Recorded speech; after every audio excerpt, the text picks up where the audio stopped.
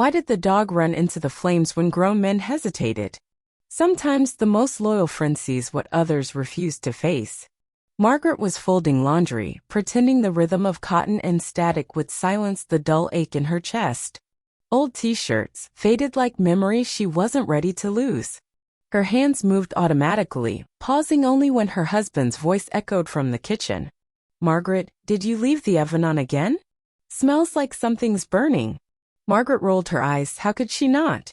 After 22 years, George still thought she'd burned the house down over a casserole. She started to answer, but the dog barked. Not the usual bark for treats or belly rubs, no, this was deeper. Urgent. Rusty's bark, the rescue mutt they'd adopted against George's wishes, was the only honest alarm in their house. The baby monitor crackled. Margaret's heart skipped. Upstairs, her granddaughter Lily's wail cut through the noise, shrill, terrified, not just the whimper of a fussy baby. Margaret dropped the laundry and ran. The air felt wrong. Smoky. She smelled it now, sharp, electric, not just burned toast. Her mind raced. Had she really left something on? Was George right again? A low rumble. Was that thunder? No, the world outside was as clear as her conscience after church, meaning not very. Rusty shot up the stairs, almost knocking Margaret over. She barely heard George curse behind her. That dog, she thought. Always first into trouble. At the nursery door, Margaret froze. Smoke was seeping from under the door. Her hands shook, twisting the handle, and the world narrowed to a single point. Lily's terrified cries, growing fainter. "George!"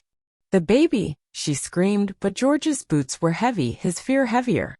Margaret's mother, God rest her soul, always said fear reveals who you really are. Today it made Margaret light as air, shoving the door open. Inside, smoke swirled in thick ribbons, hiding everything. She stumbled in, coughing. Somewhere there, Lily's crib. She staggered, eyes burning. The fire licked along the curtains, greedy and fast. She couldn't breathe. She couldn't see. Rusty bounded past, nose low, barking. Lily's cries were right there, right there. But Margaret's lungs were traitors, filling with smoke instead of air. She reached for the crib and staggered back. A burst of flame exploded at her feet. She stumbled, arms flailing. The last thing she saw was Rusty, teeth gripping the crib's blanket, dragging Lily toward the window. Margaret collapsed against the doorframe, helpless, watching her granddaughter disappear into smoke and fur.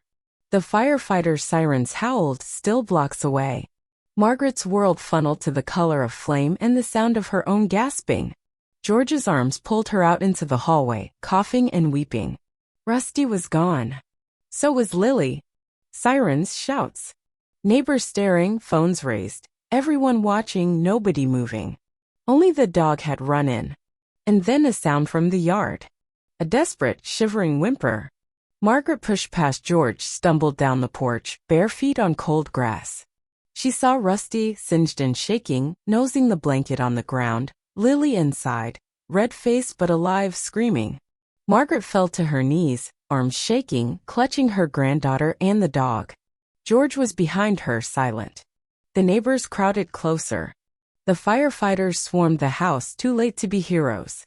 What Margaret didn't see was the way George stared at the ruined window, his jaw clenched, not in relief, but in something darker. In the days to come, that look would haunt her more than the fire itself. What happened next tore the family apart, because sometimes surviving the fire is only the beginning.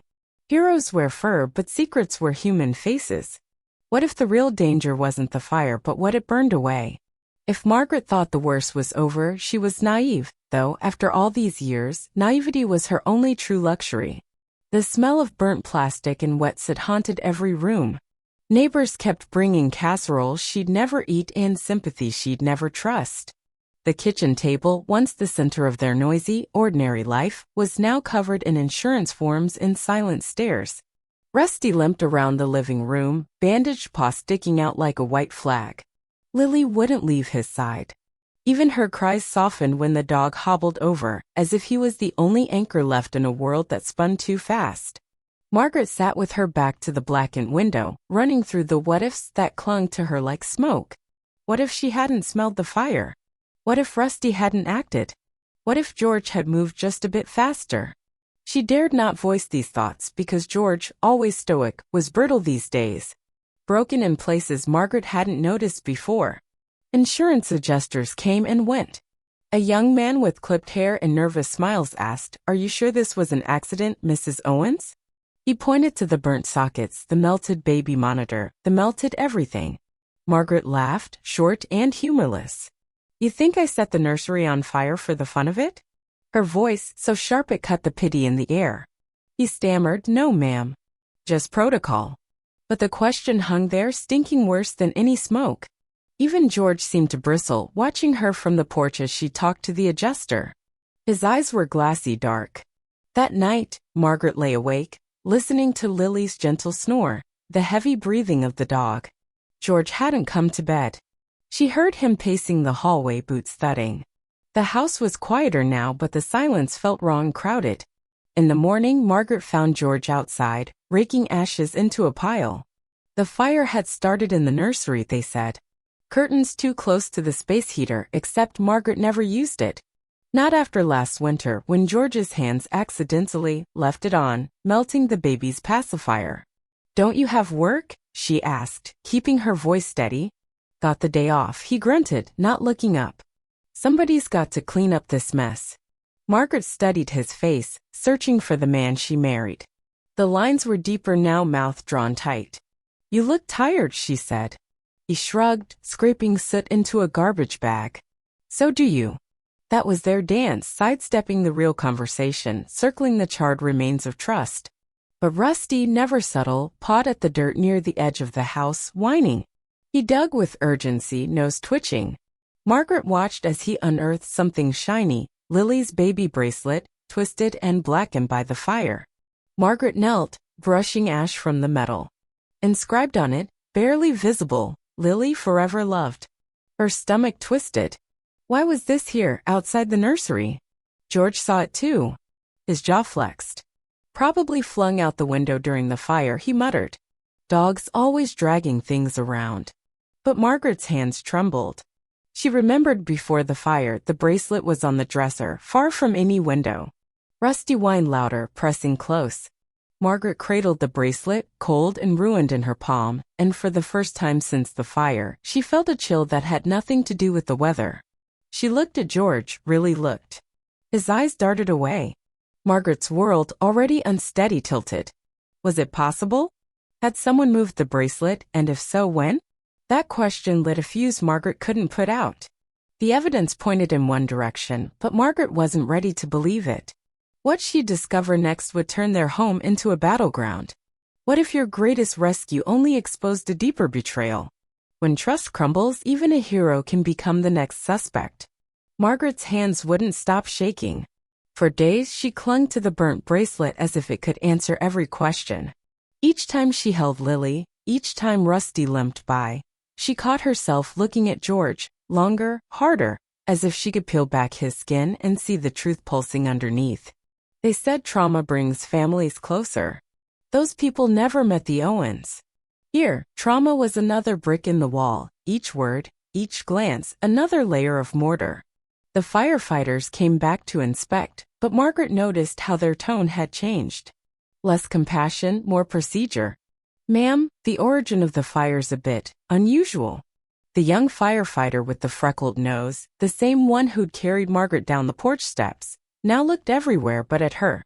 George watched the conversation from a distance, arms folded, face like thunderclouds. He resented every question, every implication. "They're trying to pin this on us," he muttered over dinner, jabbing at dry casserole. Margaret set her fork down, forcing herself to sound calm. "Nobody's pinning anything, George. They're just...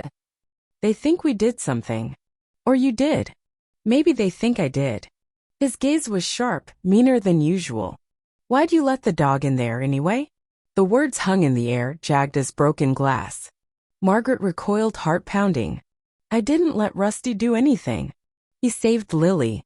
George snorted, ice cold. "Or maybe he started the whole mess. Stray dogs, who knows what they drag in?" The accusation cut deeper than the smoke ever did. Margaret glanced at Lily, gumming a toy in her high chair, and at Rusty, curled protectively at her feet. For the first time, she noticed a fresh scratch behind the dog's ear, new angry red. Not from the fire. Margaret bent down, examining it. Rusty whined, then licked her hand, eyes apologetic. Margaret remembered how he'd acted before the fire, restless, nervous, pawing at the nursery door as if he sensed something nobody else could. A memory surfaced, sharp as glass. The night before the fire, George's boots in the nursery, muffled curses. He claimed he was fixing the window latch, the one that still wouldn't close right. Margaret's chest tightened. "George, did you go into Lily's room last night?" He didn't look up. "Had to check the window. You said it was drafty." She studied him. "Did you move anything?" George's jaw clenched. "Just the window." But Margaret saw the way his hands trembled, how he couldn't quite meet her eyes. She wanted to believe him. For 22 years, she believed every apology, every excuse. But this was their granddaughter. This was fire and smoke and a miracle dog with a hero's heart. That night, Margaret found herself wide awake, listening to the creaks of the house, the sound of George's heavy breathing, the quiet whimpers of Rusty's dreams. She checked the nursery, couldn't help it. The fire had spared the crib, but nothing else. The baby monitor, melted to slag, seemed almost deliberate. She checked the back door, unlocked. Always unlocked, she realized, even though George insisted on security. The neighbor's security camera caught the yard, the only one on the block. Margaret made up her mind. In the morning, she'd swallow her pride and ask to see the footage. The neighbor, Mrs. Brandt, was only too happy to oblige. "Of course, dear. I'm just glad you're all safe. That dog of yours is a real hero." Margaret watched the screen, heart pounding. The images were grainy, flickering with every spark. Around midnight, a figure crept around the side of the house. Too tall to be a kid, too broad to be Mrs. Brandt's son. The timestamp was clear, George in his old work jacket, ducking under the nursery window. She pressed pause, staring at the man she thought she knew. George, outside at midnight, right where the fire started hours later. Margaret's hands shook. The footage was all the proof she needed. When she returned home, George was sitting at the table, drinking black coffee, watching the world burn through the window. She set the USB drive down between them, quiet as an accusation. "Want to tell me what you were really doing outside Lily's window?" He looked up, face pale, eyes furious, desperate. "Don't you dare." But Margaret was done being afraid of her own questions. This is the moment that can break a family or force it to face the darkest truths. What George finally reveals will change everything. Some secrets only survive because no one dares to ask. But what if the answer destroys the questioner? Margaret stood in the kitchen, knuckles white around a mug she couldn't bring herself to drink from. George was there, hunched at the table, arms folded like he was bracing for a storm. The house felt like a tomb, cold and silent, but full of ghosts, some made of ash, some much older. She slid the USB drive across the table. It stopped right at his elbow. "Last chance, George." Her voice wasn't loud, but it didn't need to be. "You tell me now or I show this to the police." He didn't look at her. He stared at his hands, calloused and cracked, as if the answers might be hiding in his lifelines. "You want the truth so bad, Margaret? Fine."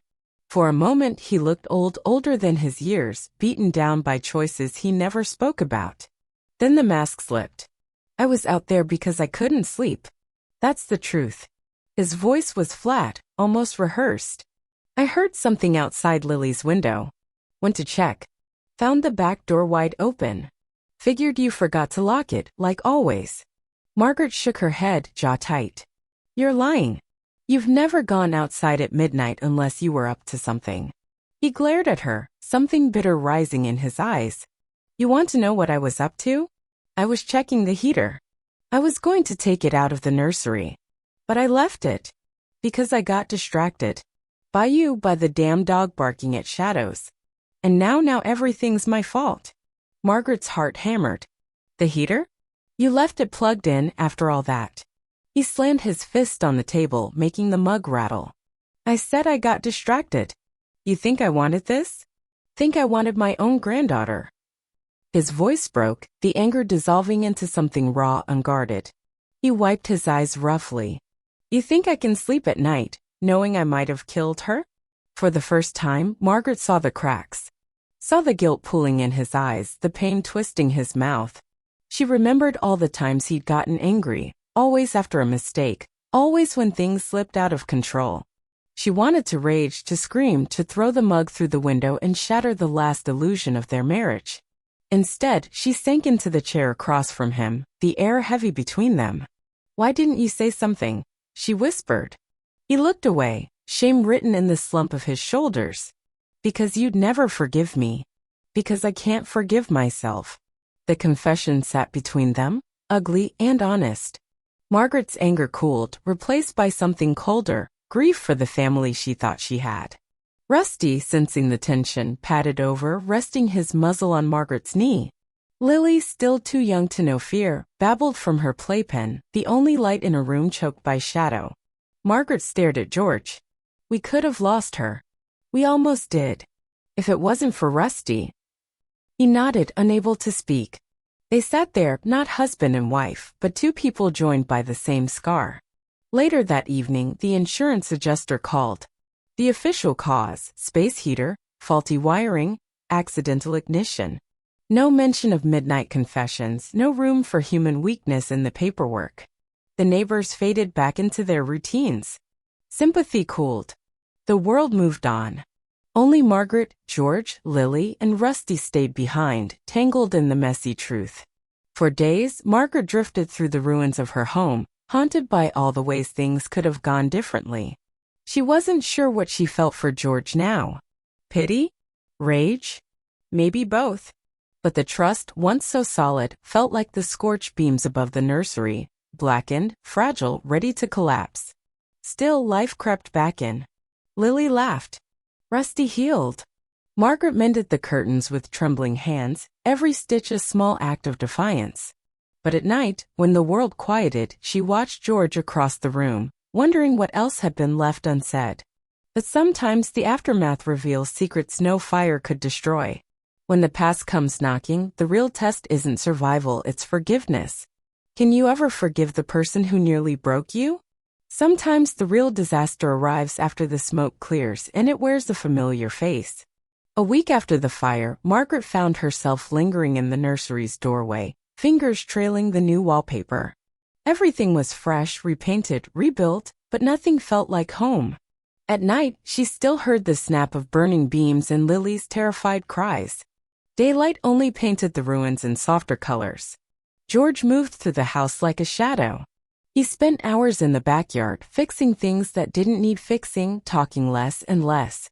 If Margaret spoke, he flinched as if her words could light a match. The old rhythm of their marriage was broken. Now every conversation tiptoed around the scar of confession. Rusty had become Lily's constant companion, sleeping under her crib, never leaving her side. The baby had stopped crying at night. Sometimes Margaret caught herself envying the dog, his loyalty, his forgiveness, the way he never questioned what came next. But the real surprise waited on a rainy Thursday when the doorbell rang. Margaret opened the door to find a stranger standing on her porch. He was tall, with a cop's posture and a face Margaret almost recognized, hard to place, until he spoke. "Mrs. Owens? Name's Tom. I used to know your husband, long time ago. Mind if I come in?" Margaret's chest tightened. "He's out back. Can I help you?"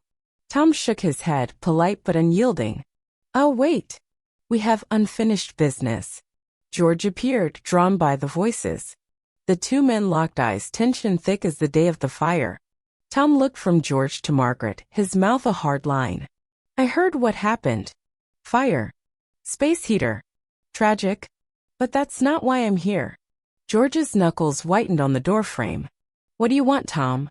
Tom's gaze flicked to Lily, then Rusty. "Just some answers. You remember that job we did together 15 years ago? Out on the old Highway 9 construction." Margaret's heart thudded. "What job?" George swallowed. "It was nothing.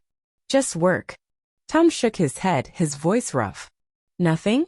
Margaret, did you know your husband cut corners to save time? That's how people got hurt. There was an accident, a bad one. I kept my mouth shut back then. But seeing that fire on the news, well, made me wonder what else you're hiding." Margaret stared at George, anger boiling up, mixing with disbelief and exhaustion. Is that true? You never told me. George's shoulders sagged. We needed the money. I thought I was doing what I had to. That job, yeah, I made mistakes. I've made a lot of mistakes. The room felt colder. Margaret turned away, blinking back tears. It was one thing to forgive a moment of distraction, another to realize the man you loved had built a lifetime on silent shortcuts. Tom softened. I'm not here to ruin you.